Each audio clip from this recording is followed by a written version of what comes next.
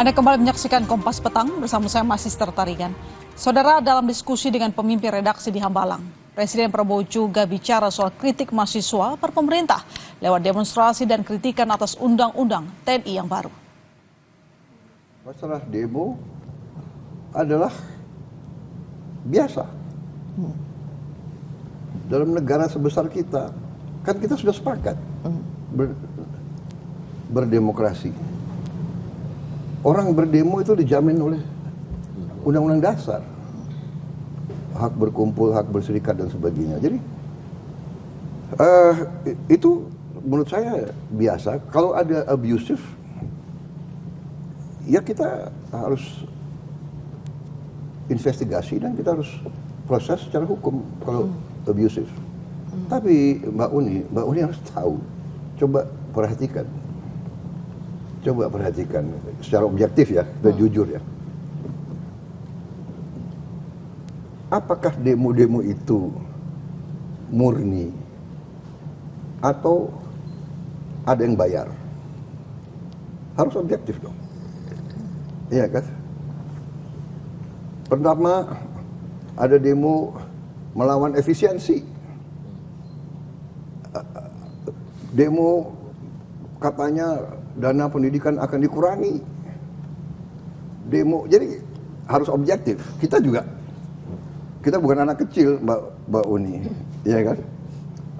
Kita hormati hak untuk berdemo, asal demonya damai, tidak mau menyulut kerusuhan.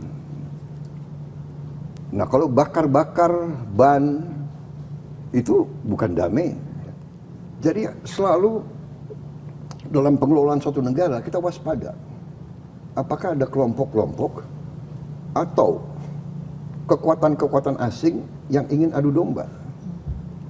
Ini berlaku lazim.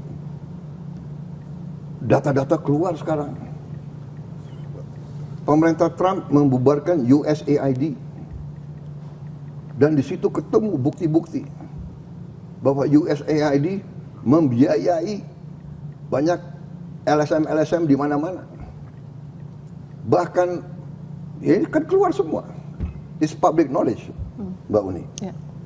Jadi saya mengajak kita berpikir dengan jernih, ya kan? Demo itu hak, tapi juga kalau demo dibuat untuk menimbulkan kekacauan dan kerusuhan, ini menurut saya adalah melawan kepentingan nasional dan melawan kepentingan rakyat. Demo kenapa? Bisa di London, di Amerika, di mana demo nggak usah merusak pagar, nggak usah merusak stasiun bis, terminal bis. Ini kan uang rakyat. Boleh demo di kampus, tapi jangan merusak fakultas. Ini uang rakyat, ya.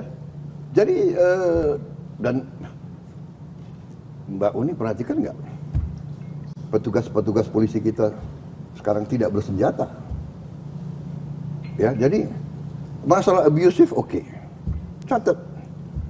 Tapi dalam Mbak Uni sendiri mengatakan berapa ratus demonstrasi, berapa kasus abusive.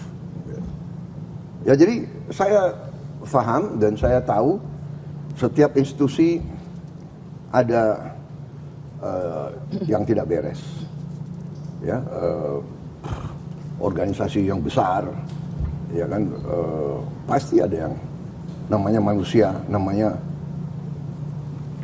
kadang-kadang anak muda, emosi panas dan sebagainya. Tapi tidak ada niat dari pemerintah untuk menekan, nggak ada. Untuk apa? Kita mau kerja untuk rakyat. Tentang soal kenapa kok RUU TNI ini begitu dipercepat? RUU TNI dipercepat karena kita mengalami suatu fenomena dalam beberapa tahun itu, ya. Panglima TNI 1 tahun ganti, Kasat 1 tahun ganti, karena usianya habis. Waktu dia untuk kariernya, begitu mau dipakai, usia habis. Di mana kita bisa punya suatu organisasi yang pemimpinnya ganti tiap tahun. Nah di situ saya sebetulnya mengatakan, saya bilang ini kalau tidak ini berapa jenderal kita harus kita ganti sekarang. Jadi saya mohon kalau bisa, inti daripada RUU TNI ini sebetulnya hanya memperpanjang usia pensiun beberapa perwira tinggi. Gak ada niat TNI mau difungsi lagi, come on, ya kan? Nonsense itu saya katakan, tidak ada niat TNI ya keluar dari politik. Coba buka sejarah, di mana TNI keluar dari politik dalam sekian puluh tahun berapa? Ya waktu kejadian Duyung Si ABRI itu, ya memang Bung Karno yang ajak ABRI masuk karena kondisi Indonesia diserang, diganggu, PRI di Permesta, DITI, RMS. Akhirnya Presiden waktu itu Bung Karno mengatakan darurat perang. Kita jangan lihat kondisi sekarang, kita lihat kondisi tahun 50-an gitu. Iya kan? Saya masih ingat, saya masih anak kecil. Dari Jakarta mau ke Puncak lewat Bogor, dihentikan di tengah jalan. Di jalan ke Puncak itu DI rambut gondrong di pinggir jalan. Dihentikan. Ya mereka minta makan, minta ini. Jadi kondisi zaman berbeda-beda. Ya.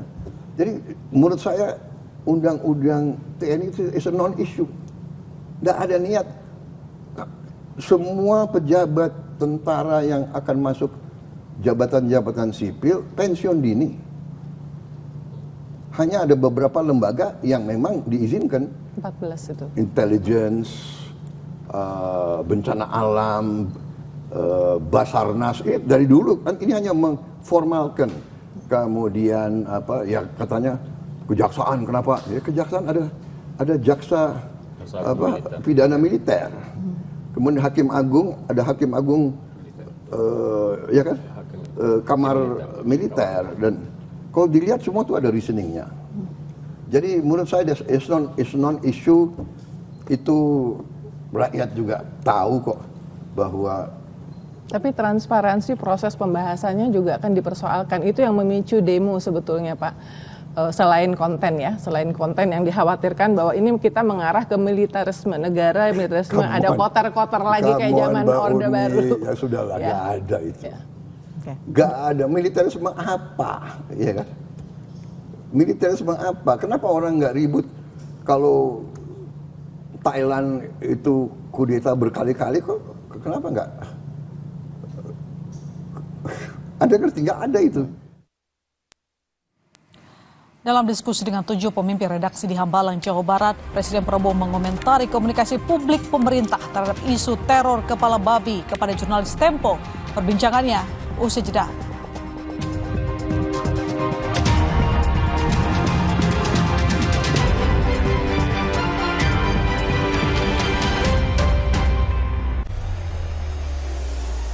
Mencari tahu, mendengarkan lebih utuh dan mendalam, mempertanyakan rasa keadilan.